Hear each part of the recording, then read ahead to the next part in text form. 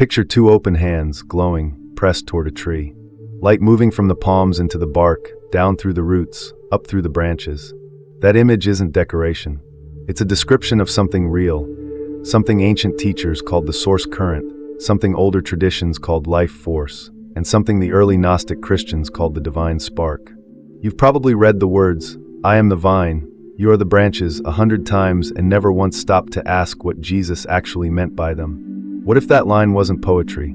What if it was pointing to an actual current, a real exchange of energy between a living person and a living tree, a spark you were simply never told how to activate?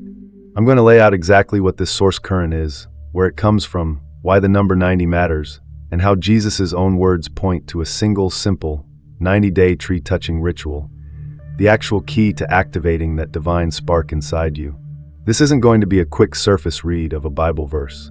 We're going deep, and some of what I share is going to challenge how you think about touch, trees, and the body itself as spiritual tools. Stay with me, because by the end of this, you're going to know exactly how to do it yourself. Jesus talked about trees constantly. The vine and the branches, the mustard seed, the fig tree that wouldn't bear fruit, the seed that fell on rocky ground versus rich soil. That's not decoration, that's repetition, and repetition from a teacher always means something.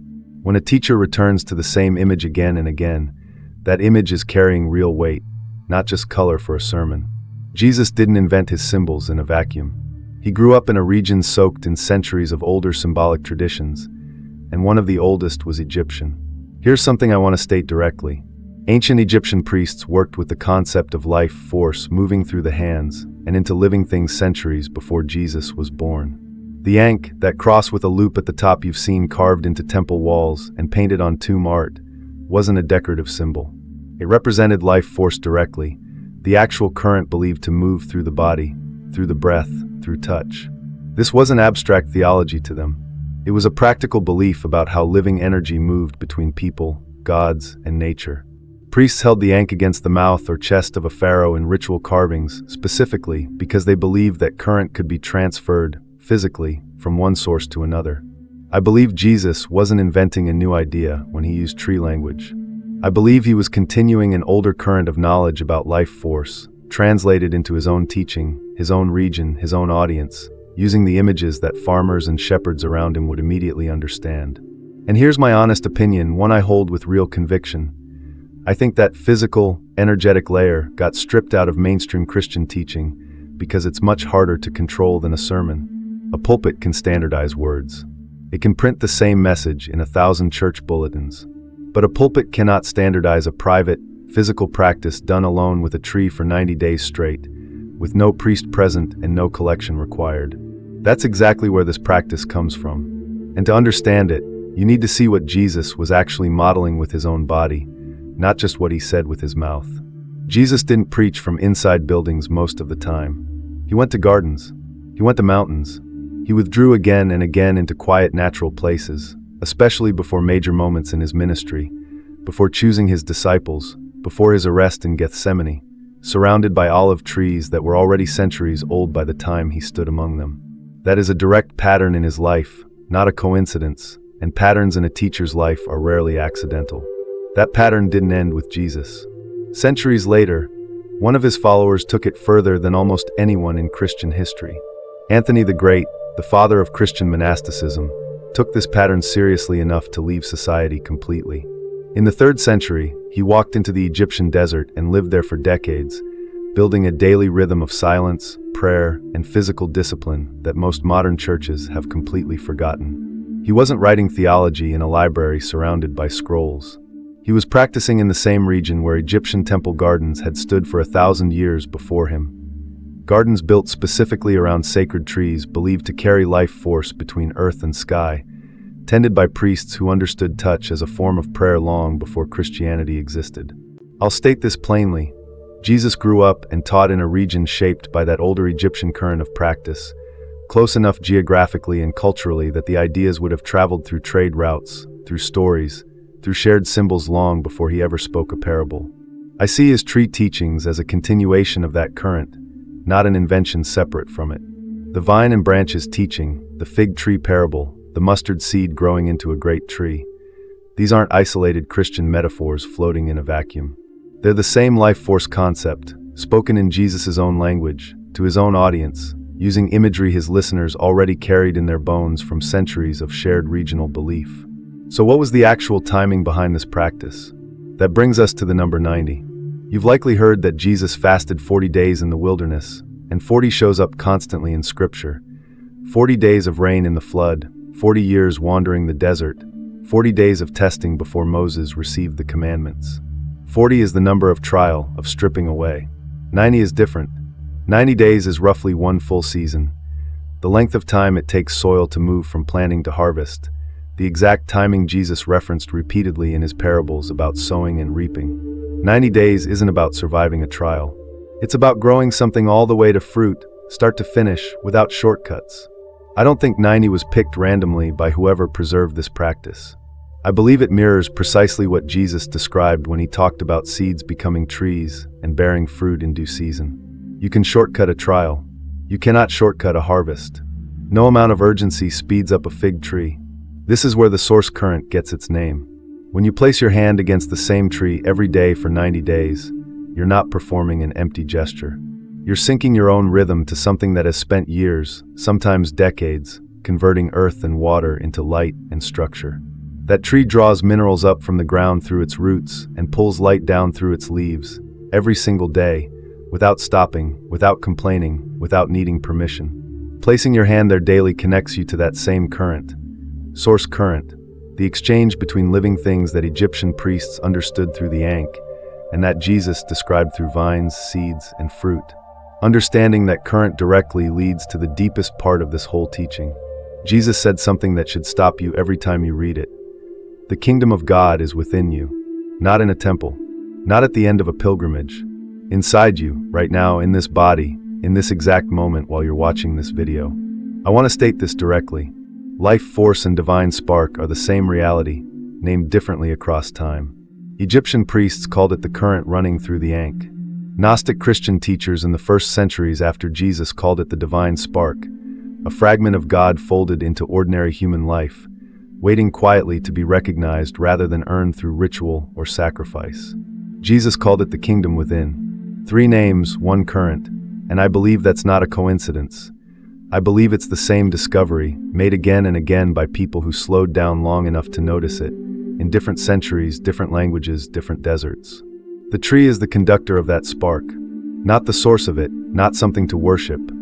A conductor, the way copper wire carries electricity without being the electricity itself. When you touch a tree with real attention, day after day, you're using its stillness to quiet your own noise until that inner spark becomes impossible to ignore. Here's my honest frustration with modern spirituality, and I say this without softening it. Everyone wants the spark without the slowness.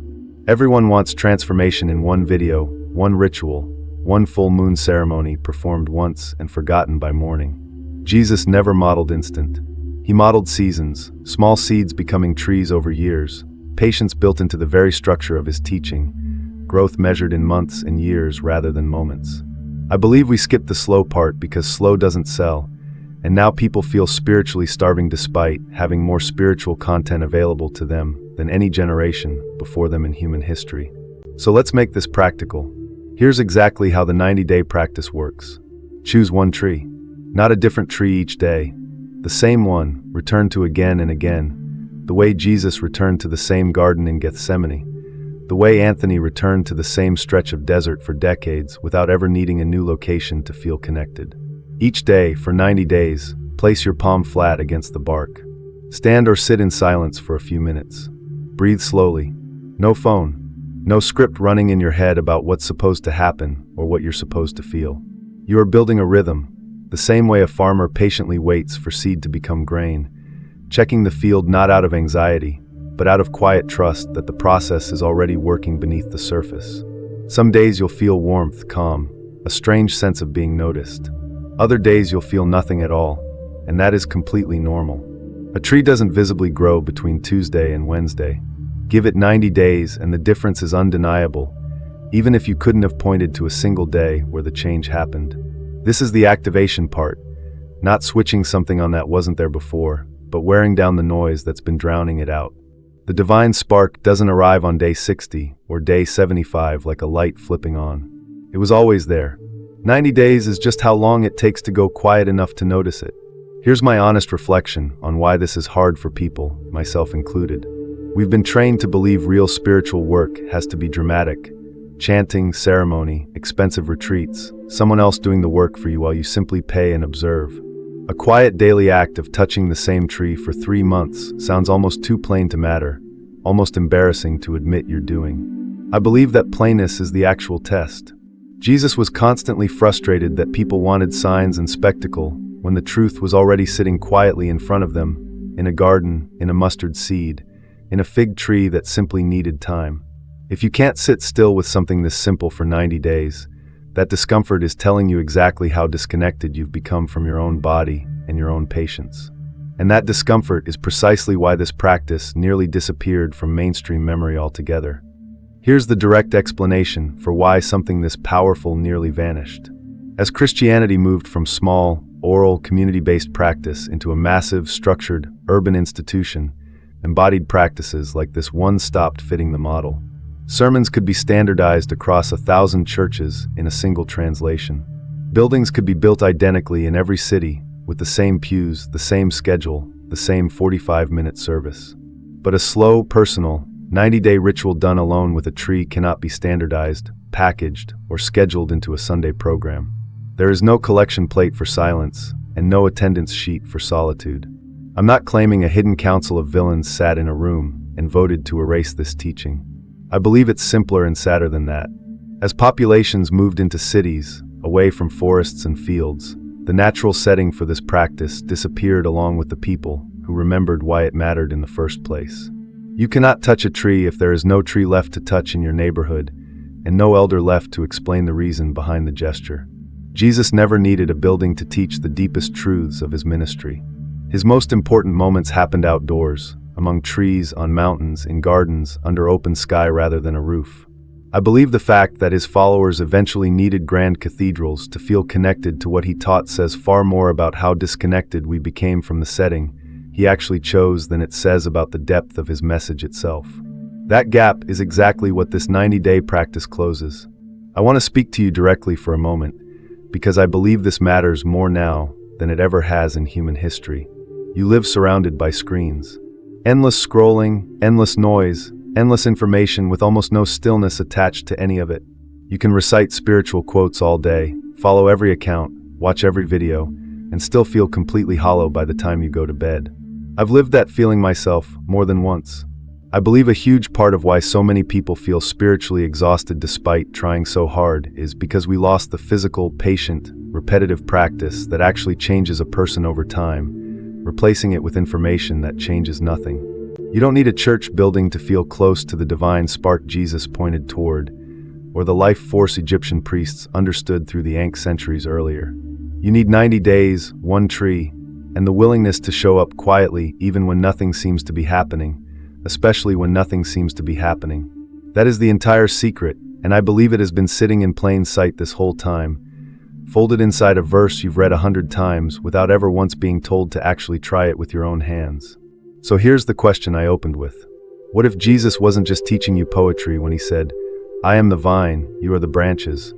What if he was handing you a source current practice, one that Egyptian priests already understood centuries before him, one you were simply never told to try for yourself?